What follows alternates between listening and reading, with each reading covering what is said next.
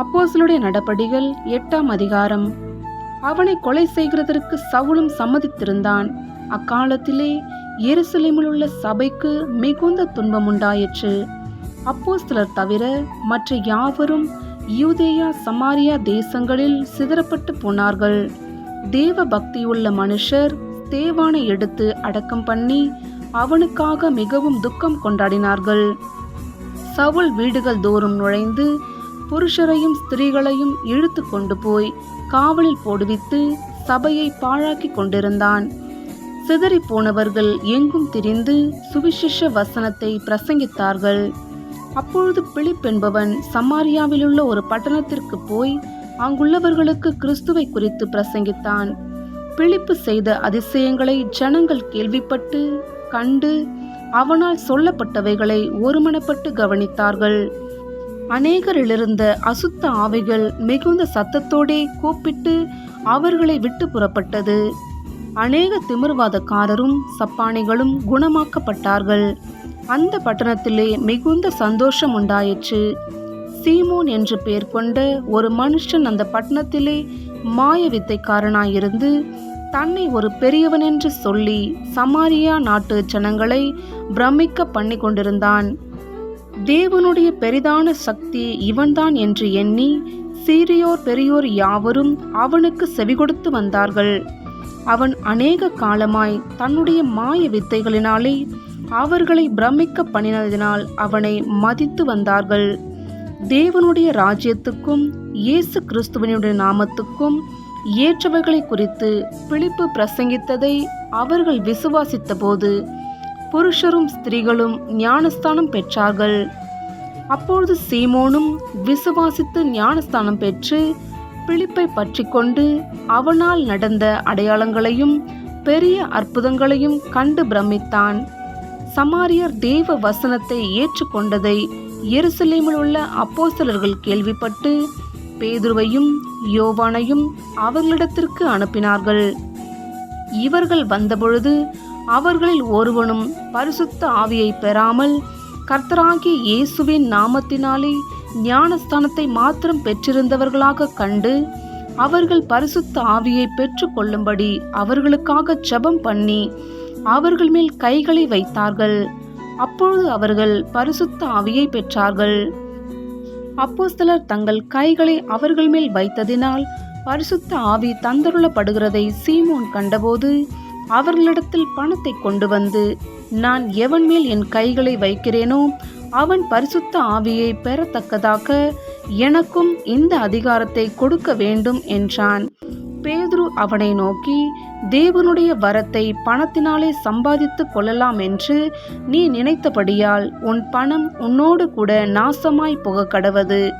உன் இருதயம் தேவனுக்கு முன்பாக செம்மையாயிராதபடியால் இந்த விஷயத்திலே உனக்கு பங்குமில்லை பாகமும் இல்லை. ஆகையால் நீ உன் துர்க்குணத்தை விட்டு மனம் திரும்பி தேவனை நோக்கி வேண்டிக்கொள்.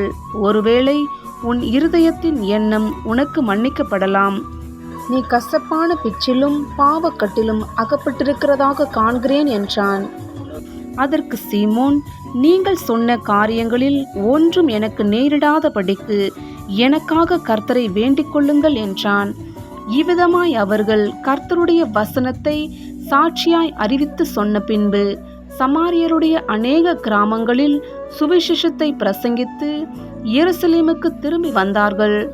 பின்பு கர்த்தருடைய தூதன் பிலிப்பை நோக்கி, நீ எழுந்து தெற்கு முகமாய் எருசலேமிலிருந்து காசா பட்டணத்துக்கு போகிற வனாந்தர மார்க்கமாய் போ என்றான். அந்தபடி அவன் எழுந்து போனான்.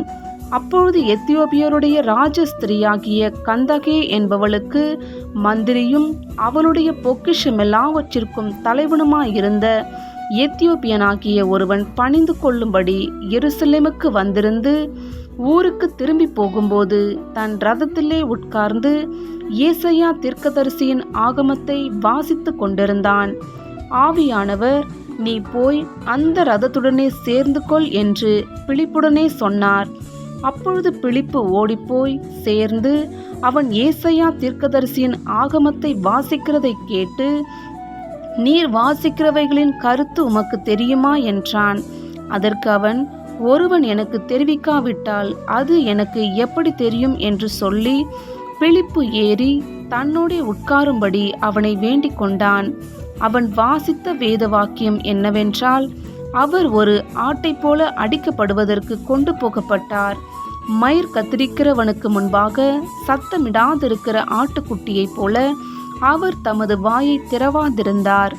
அவர் தம்மை தாழ்த்தின போது அவருடைய நியாயம் எடுத்து போடப்பட்டது.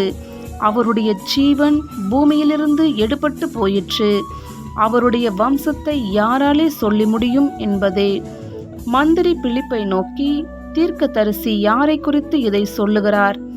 தம்மை குறித்தோ வேறொருவரை குறித்தோ எனக்கு சொல்ல வேண்டும் என்று கேட்டான். அப்பொழுது பிலிப்பு பேசத் தொடங்கி இந்த வேத வாக்கியத்தை முன்னிட்டு இயேசுவை குறித்து அவனுக்கு பிரசங்கித்தான். இவ்விதமாய் அவர்கள் வழிநடந்து போகையில் தண்ணீருள்ள ஓரிடத்திற்கு வந்தார்கள். அப்பொழுது மந்திரி, இதோ தண்ணீர் இருக்கிறதே, நான் ஞானஸ்தானம் பெறுகிறதற்கு தடை என்ன என்றான். அதற்கு பிலிப்பு, நீர் முழு இருதயத்தோடும் விசுவாசித்தால் தடையில்லை என்றான்.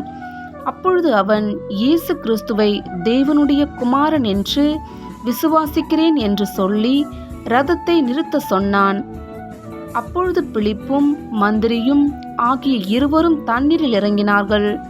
பிலிப்பு அவனுக்கு ஞானஸ்தானம் கொடுத்தான்.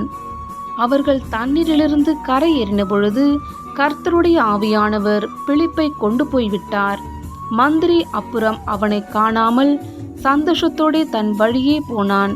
பிலிப்பு ஆசேத்திலே காணப்பட்டு அவ்விடத்திலிருந்து பிரயாணம் பண்ணி செசரியாவுக்கு வருகிற வரையில் சகல பட்டணங்களிலும் சுவிசேஷத்தை பிரசங்கித்து கொண்டு வந்தான்.